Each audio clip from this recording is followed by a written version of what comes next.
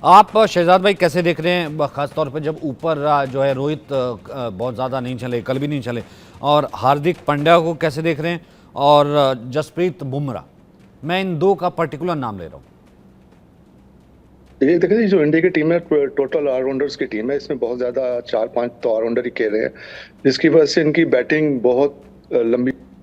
देखे हैं last match, इनको ऊपर से आउट होने के बाद भी इन्होंने 196 रन्स कर दिया।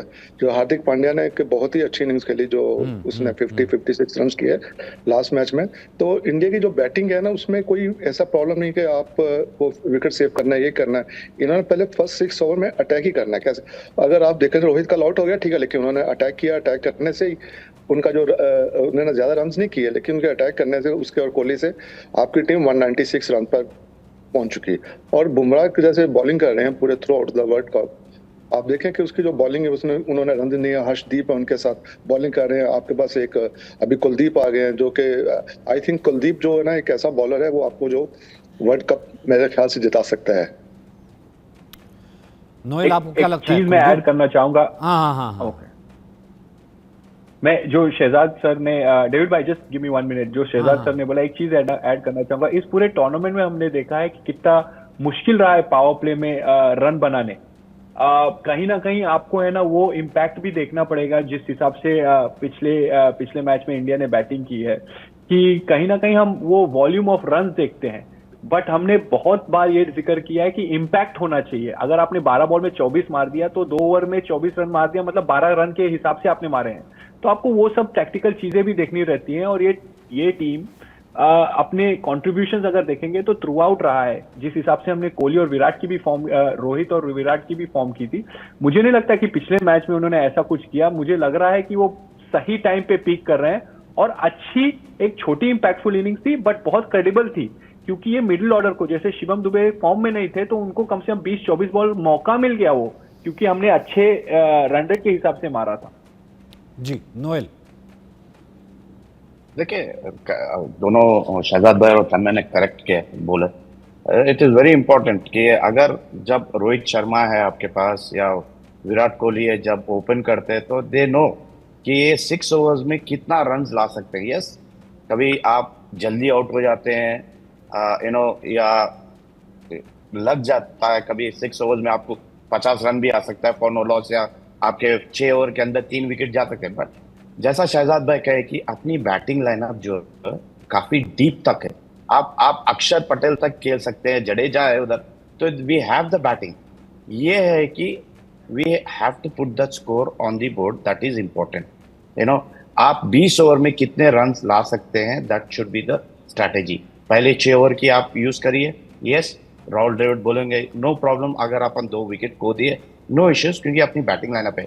बट नेक्स्ट 6 के बाद जो होता है 14 तक आप, या 15 तक आप कितने रन अक्यूमुलेट कर सकते हैं, उसके बाद आपको पता है आखिर का 5 आप जो है विकेट्स इन हैंड आप जो है अटैक ज्यादा कर सकते हैं। तो आई थिंक ये एक स्ट्रैटेजी और एक प्लानिंग रहती है कभी भी बैटिंग में। एक टोटल एक फिगर रहती है माइंड में कि ये विकेट पे कितना रन चाहिए, क्योंकि I think we are playing in Antigua if I am not mistaken. अगर एंटीगा में खेले तो then it is going to be at थोड़ी जैसा देखें स्लो ट्रैक रहती है, तो स्लो ट्रैक में आप कितने रन डाल सकते हैं, ऑपोजिशन को कितने रन देना है। अगर आप बैटिंग सेकंड कर रहे हो तो क्या ऑपोजिशन को कितने कितने में ऑल आउट करना चाहिए, ये सब प्लानिंग होती है। तो I think they are doing a fantastic job, that's why अपन we are rated as the number 1 in ODI या दिल्ली या T20 में we are there. But it is only the execution, as Tanmay said rightly, execute करना is very important. अगर ये execute हुआ then we are on top. Shahzad भाई, pitch matter करेगी? West Indies है, एंटीगा है। जी, पिच तो मैटर, मेरे ख्याल से स्पिनर्स को ही हेल्प करेगी पिचेस। अगर आप देखें सब मैचेस में, जो भी मैचेस हो रहे हैं, बहुत से मैचों में जो स्पिनर्स हैं नया बॉल कर रहे हैं।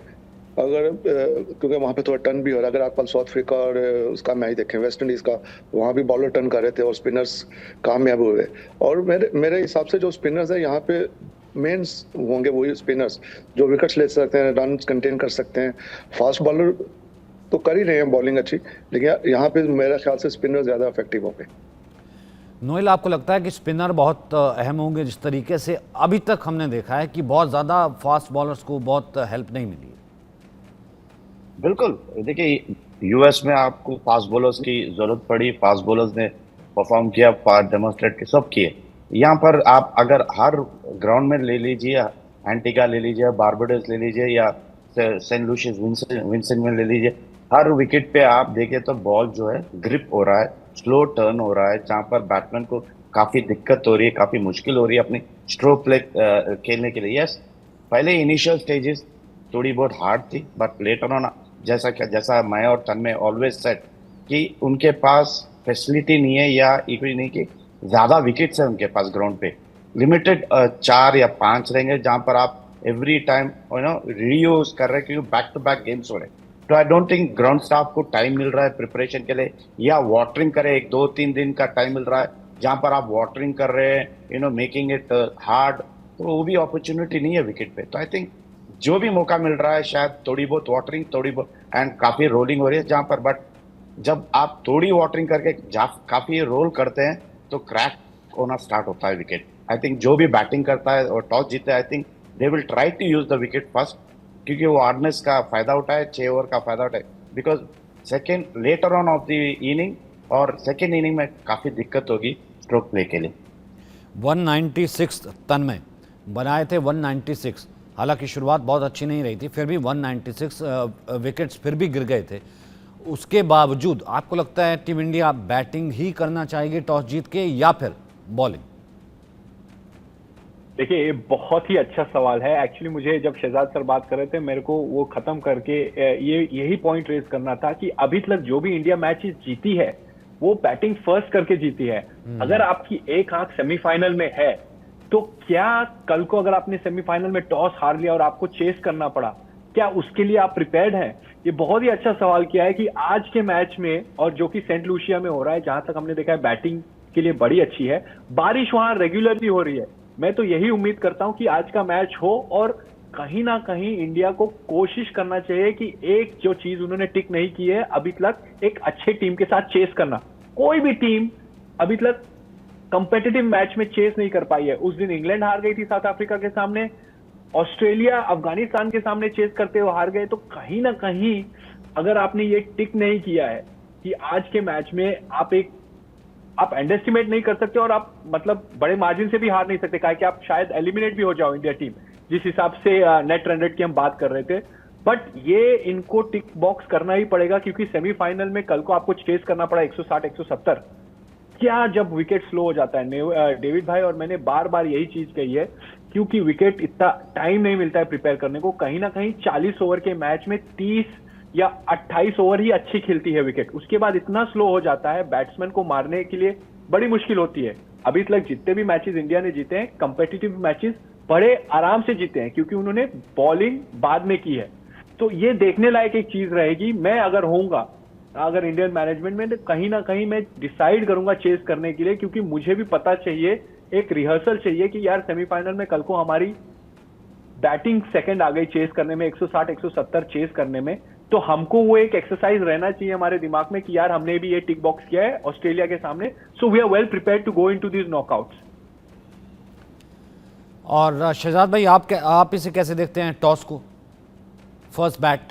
जी, मेरे हिसाब से तन्मय जैसे बोला कि चेस करना चाहिए, लेकिन मैं अभी तक जो भी टीम्स है टॉस जीत के ना वो लोग फील्डिंग करने को ही प्रेफरेंस दे रहे हैं। मेरा हिसाब से अगर इंडिया अगर टॉस जीता है तो वो फील्डिंग ही करेंगे और बैटिंग नहीं करेंगे फर्स्ट। तन्मय, देखिए, अगर मैं ऐड ऑन करूं जो हाँ। आप लास्ट क्वेश्चन पूछे तन्मय को, और इसको आप कह रहे थे कि 196 करें, आप वो बांग्लादेश के अगेंस्ट था अपना 196, ऑलराइट। अगर ये जो अटैक है, अपनी जो अटैक है आज जो फेस कर रहे हैं वो ऑस्ट्रेलियन टीम है, तो थोड़ी मुश्किलात होगी, क्योंकि स्टार्क है, स्टोनीज है, इल्फनस है, तो आई थिंक हेजल है, तो I think it is going to be very difficult for the bowlers को, जो आप 196। Yes, if the wicket is good, hard है, then I can say 198, but थोड़ी बहुत सेंट लूसियस है, ग्राउंड छोटी है, but I don't think wicket will play that true as it has to be. Tanmay, लंबे हिट तो हमने देखा है, मतलब उसमें तो खैर इसमें कोई बात नहीं है, लंबे हिट मार भी सकते हैं और टीम इंडिया से माहिर भी है। जी हाँ, बिल्कुल। देखिए, उनके पास अगर आप इंडिया की बैटिंग देखेंगे तो मतलब रोहित शर्मा मतलब अभी हाईएस्ट सिक्स हिटर हैं देश में। आई थिंक उन्होंने हाल ही में क्रिस गेल का रिकॉर्ड तोड़ा हुआ है। हार्दिक पांड्या की बैटिंग देख ली है आपने। ऋषभ पंत तो मतलब माहिर ही है ये सब चीज के लिए। मुझे लगता है कि इस मैच में आइडियली एक तरीके की अगर आक्रामक इनिंग्स एज ए यूनिट खेलें, कहीं ना कहीं मुझे लगता है कि एक अच्छा चांस है इंडिया को एक सेमीफाइनल में साइकोलॉजिकल जो एज बोलते हैं लेके जाने के लिए। नोएल, आपको लगता है कि आज सेमीफाइनल का टिकट है? बिल्कुल, you know it is important कि हर गेम आपके लिए अभी यहाँ से आपको सेमीफाइनल, ये इंपॉर्टेंट गेम है, ये आपको you take it as a final, not as semifinal. आप फाइनल के लिए ये मैच, और आप समझिए कि आप रिपीट हो रही है ये वर्ल्ड कप की जो अब 2023 में भी just repeat, and you know you go all out कि ये शॉर्टर फॉर्मेट है, T20 फॉर्मेट है। आपको अगर ये मैच जीते तो आपको डायरेक्ट आप यू नो कि आप किससे मिलने हैं semifinal, who you are going to play. आपको थोड़ा 1-2 दिन की टाइम मिलती है, and then you know you can plan and आपकी स्ट्रैटेजी जो है ले आउट कर सकते हैं। बहुत बहुत शुक्रिया शहजाद भाई, बहुत बहुत शुक्रिया, क्योंकि आज कहीं ना कहीं इस तरीके से हम ये देख सकते हैं, पाकिस्तान हालांकि है नहीं, लेकिन होता ये है कि राइवलरी जो है वो इंडिया पाकिस्तान की मानी जाती है, लेकिन जब पाकिस्तान नहीं होता है तो वो समर्थन भी जो होता है वो पाकिस्तान का समर्थन भी जो भारत के साथ आ जाता है। तो इसलिए आज कम से कम ये कह सकते हैं कि ये समर्थन भी भारत के साथ होगा। एक छोटे से ब्रेक के लिए